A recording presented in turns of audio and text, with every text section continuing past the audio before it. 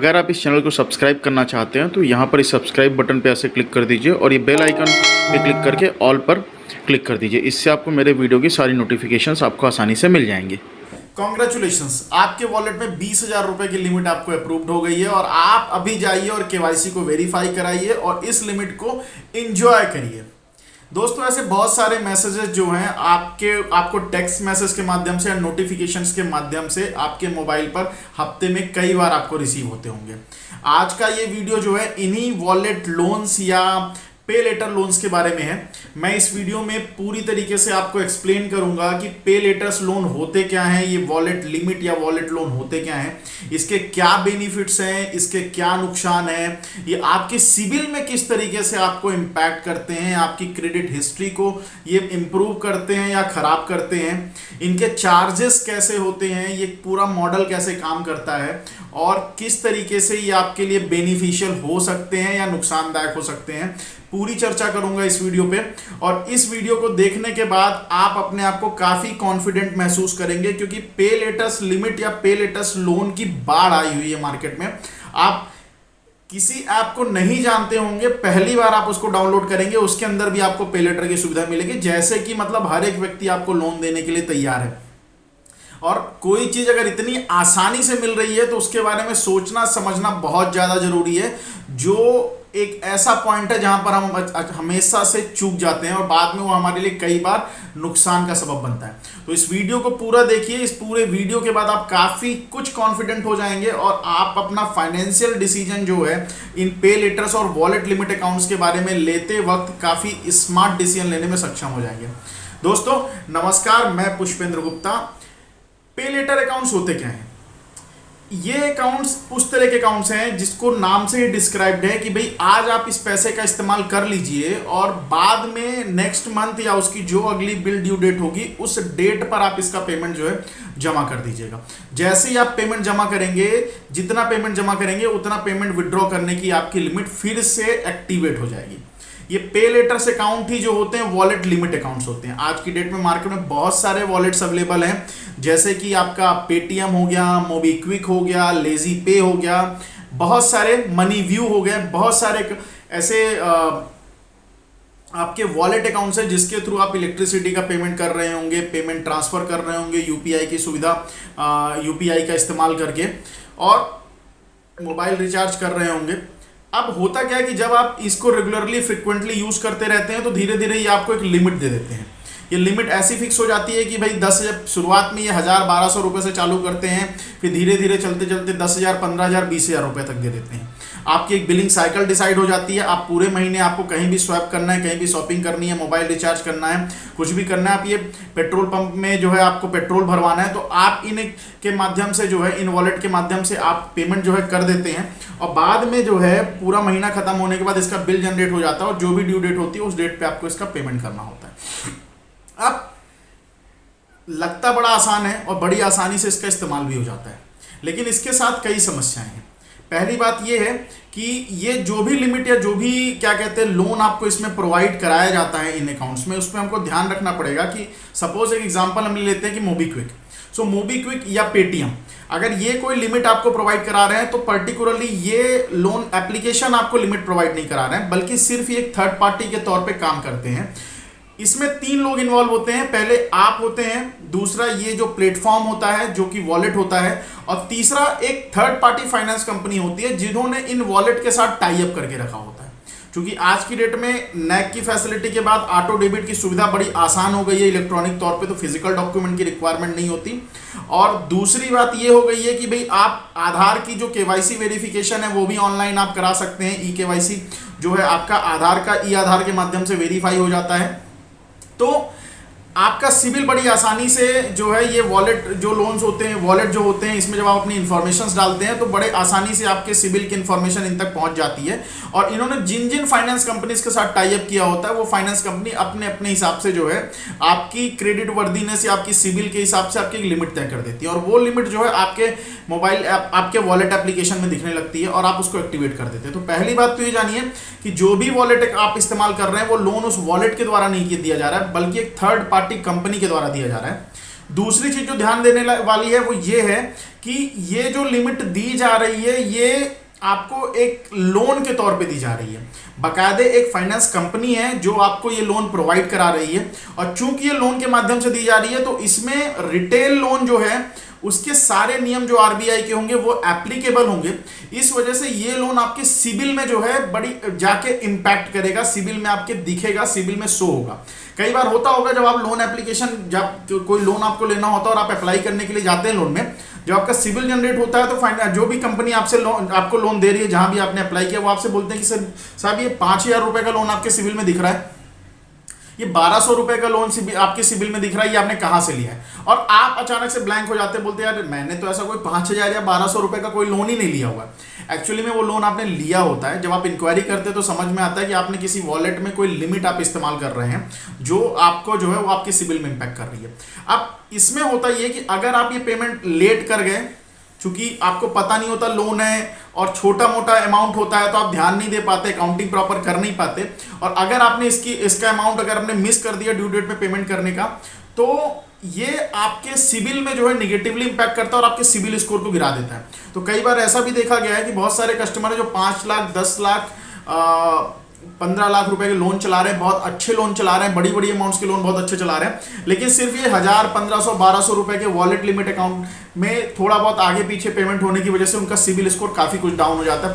पूरा CIBIL score खराब हो जाता है। तो ये लोन है तो ये आपके सिबिल इंपैक्ट में भी फर्क डालेगा, तो आपको इसको वैसे ही ट्रीट करना है जैसे आप नॉर्मल लोन की ईएमआई को ट्रीट करते हैं। तीसरी चीज जो ध्यान देने वाली है कि इसकी ड्यू डेट होती है। अच्छा, एक मजे वाली बात क्या है कि ये वॉलेट अकाउंट की जो ड्यू डेट होती है, जनरली जब आप कोई personal loan, car loan, home loan लेने जाते हैं तो जनरली आपको बैंक 5, 10 या 15 तारीख की डेट देता है, ठीक है। कई केसेस में 25 देता है, लोग 5 या 10 तारीख की डेट सेलेक्ट करते हैं। लेकिन इनकी जो ड्यू डेट होती है वो बड़े ट्रिकी वे में ये लोग या तो 2 तारीख रखेंगे, या तो 7 तारीख रखेंगे, या तो 8 तारीख रखेंगे, ऐसी डेट रखेंगे जो कि जनरली 5, 10, 15 जो सेट ऑफ पैटर्न है जो कि लिमिट का, उसके हिसाब से चलता नहीं है। और चूंकि ये बड़े ऑड डेज पे ये ड्यू डेट होती है तो इस वजह से कई बार हम इसको मिस कर जाते हैं पेमेंट करने का। अब होता ये कि जैसे हम इसको मिस करते हैं वैसे ही हमको लेट पेनल्टी चार्ज लगता है, और ये जो लिमिट है ये जो बताते हैं कि इंटरेस्ट फ्री है। तो अगर आपने ड्यू डेट पे पेमेंट नहीं किया है तो उस कंडीशन में होता क्या है कि पूरा जो जितने दिन से आपने उस पैसे को यूज कर रहे हैं, आपके पास वो पैसा है, उतने दिन से आपके ऊपर इंटरेस्ट भी लग जाता है। तो अब ना आपका ये पैसा इंटरेस्ट फ्री रह गया और साथ ही साथ आपको इसके ऊपर पेनल्टी भी लग गई। तो ये थोड़ा आपको ध्यान रखना पड़ेगा कि इसकी ड्यू डेट क्या है। एक और चीज है जो इसमें हमको ध्यान रखने वाली है जब हम कोई वॉलेट लिमिट या पे लेटर अकाउंट का इस्तेमाल कर रहे हैं, वो ये कि इनके चार्जेस बहुत हैवी होते हैं। मतलब मैं अपने एक दोस्त से बात कर रहा था और उसने एक वॉलेट है, मैं नाम नहीं लूंगा, उस वॉलेट में उसने 149 रुपए का कोई रिचार्ज कराया अपने मोबाइल में, और रिचार्ज कराने के बाद कुछ 4-5 हज़ार रुपए की लिमिट थी उस वॉलेट में। और जब उसने उसको इस्तेमाल कर लिया, रिचार्ज करा लिया, और उसके दिमाग से स्किप कर गया, 149 रुपए का उनको पेमेंट था तो वो मिस कर गया वो लोग। जब वो बंदा मिस कर गया, जब मिस कर गया वो, तो पता ही चला कि वो ड्यू डेट को क्रॉस कर गया, और बाद में उसके ऊपर उस वॉलेट ने करीबन 450 रुपए की पेनल्टी मारी।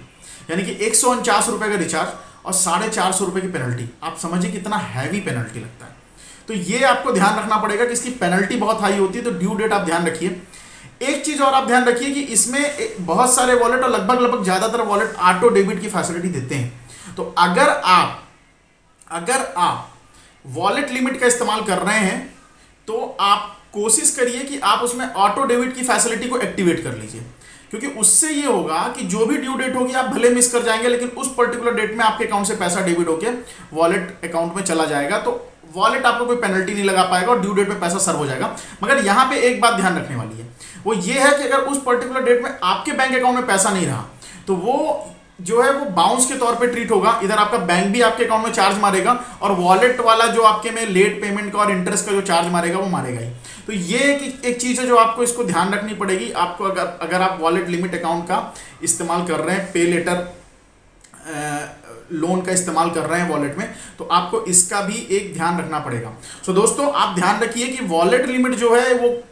कोई वॉलेट नहीं दे रहा है, वो एक थर्ड पार्टी फाइनेंसर होता है जिनके साथ उनका टाई अप होता है और उसके माध्यम से जो है वो आपको लोन दे रहे हैं। दूसरी चीज ये कि लोन के तौर पे ट्रीट होगा तो रिटेल लोन की आरबीआई की जो भी गाइडलाइन है, पेमेंट को लेकर, सेटलमेंट को लेकर, वो सारी इसमें लागू होती है। तो सिविल में ये लोन आपका रिफ्लेक्ट करेगा, और अगर आप इसमें ड्यू डेट मिस करते हैं तो आपको इसमें आपका सिविल निगेटिवली इंपैक्ट करेगा। तीसरी चीज जो आपको ध्यान रखने वाली है, वो ध्यान रखने वाली ये है कि इनकी ड्यू डेट आपको ध्यान रखिए, क्योंकि ड्यू डेट जैसे ही आप क्रॉस करेंगे तो हो सकता है ये आपके ऊपर पूरा का पूरा इंटरेस्ट भी लगाएं, जिसे इंटरेस्ट फ्री बता रहे हैं, साथ ही साथ आपके ऊपर हैवी पेनल्टी आपको जो है लगाते हैं। चौथी चीज, अगर इसमें ऑटो डेबिट की फैसिलिटी है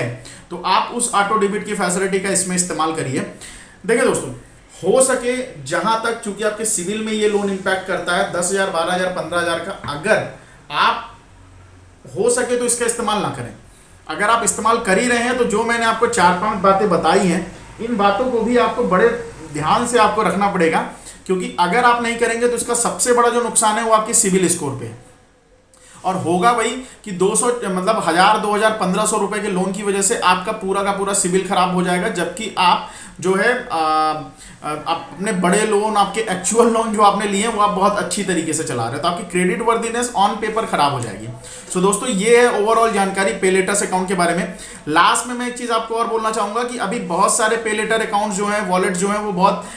कई फर्जी वॉलेट्स भी चल रहे हैं। तो हर एक पे लेटर जो है उसके साथ आप जो फैसिलिटी दे रहे हैं, आपको फेसबुक में या यूट्यूब में ऐसा कोई एडवर्टीजमेंट आ गया, तो हर एक पे लेटर अकाउंट को जो है जब तक आप प्रॉपरली उसको चेक ना कर लें कि कौन सा फाइनेंसर उसको या कौन सी कंपनी उसको प्रोवाइड करा रही है वो सर्विसेज, आप उसके बारे में आश्वस्त ना हो जाए, तब तक आप उन पे लेटर एप्लीकेशंस को अपने मोबाइल में मत डाउनलोड करिए, उसमें अपने केवाईसी की इंफॉर्मेशन मत शेयर करिए। रिसेंटली में रिजर्व बैंक ऑफ इंडिया ने कुछ गाइडलाइंस इशू की है, और साथ ही साथ दिल्ली में, गाजियाबाद में, वहाँ की के पुलिस डिपार्टमेंट ने एक ऐसी कंपनी को भी पकड़ा है कि जहाँ पर एक ही फ्लोर के अंदर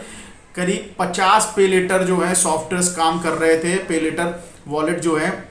ऑपरेट किए जा रहे थे, और वो उन्होंने उनके ऊपर छापा तब पड़ा कि उनसे किसी को, कोई लोग हैं जिन्होंने फैसिलिटी ली थी और बाद में उनको कुछ फ्रॉड हुआ या कुछ इशू उनके साथ क्रिएट हुआ, 3 लोगों ने सुसाइड भी किया था। तो दोस्तों, कोई भी जो है पे लेटर जो लोन आप यूज कर रहे हैं, तो आप कोशिश करिए कि